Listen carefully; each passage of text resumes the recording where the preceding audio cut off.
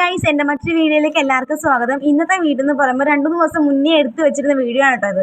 Edit ചെയ്യാനും sound കൊടുക്കാനൊക്കെ കുറച്ച് മടിച്ചായിരുന്നത് കൊണ്ട് ലേറ്റായി പോസ്റ്റ് ചെയ്യാം എന്ന് വിചാരിച്ചിട്ടുണ്ടായിരുന്നു.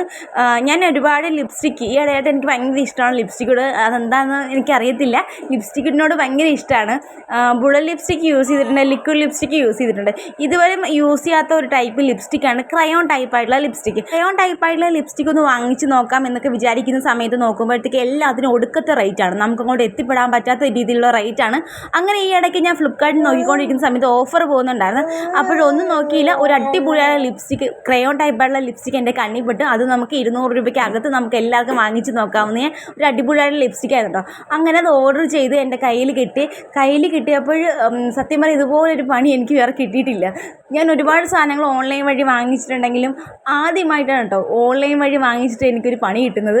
അത് വേറൊന്നും തന്നെയല്ല, ഞാൻ ഓർഡർ ചെയ്ത് സെയിം ബ്രാൻഡ് തന്നെയാണ്, പക്ഷേ എനിക്ക് വന്നത് വേറൊരു കളറാണ് കേട്ടോ.